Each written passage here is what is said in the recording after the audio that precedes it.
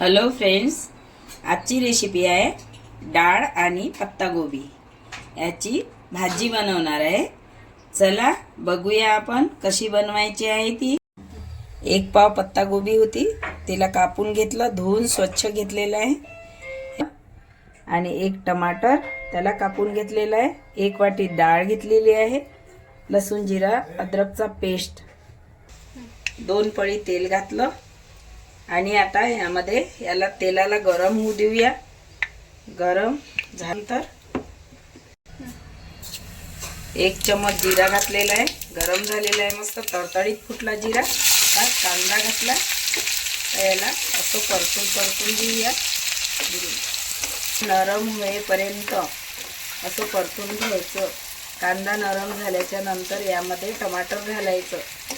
एक कांदा घेतलेला होता मी।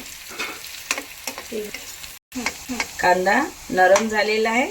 आता यामध्ये टमाटर घालत आहे मी। बघा, टमाटर घातलं, याला पण नरम होऊ द्यायचं।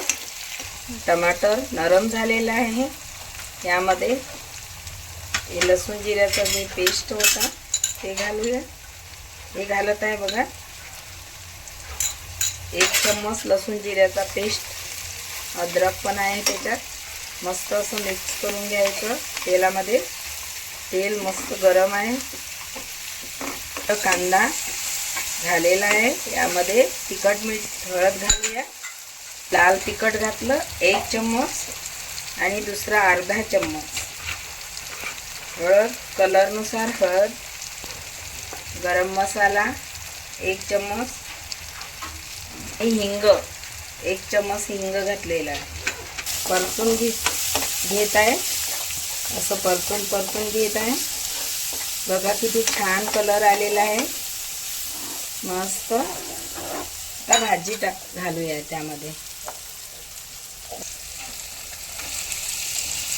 भाजी घातली, या भाजीला परतून घेऊया।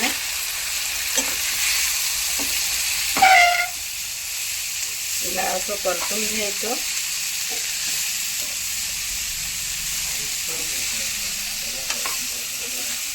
चवीनुसार मीठ घालायचं। चवीनुसार मीठ घालायचं। मीठ घातलं आणि याला मिक्स करून घ्यायचं आहे। पूर्णपणे मिक्स करायचं। हे मिक्स झालेलं आहे।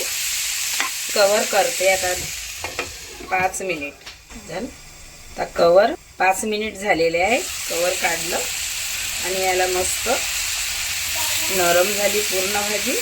बघा, कलर पण छान आला। यामध्ये थोडं पाणी घालूया। पाणी घालत आहे मी थोडं पाणी घातलं। आता याला ते डाळ घातलेली आहे, 1 वाटी डाळ होती। तर याला मिक्स करून घ्यायचं आणि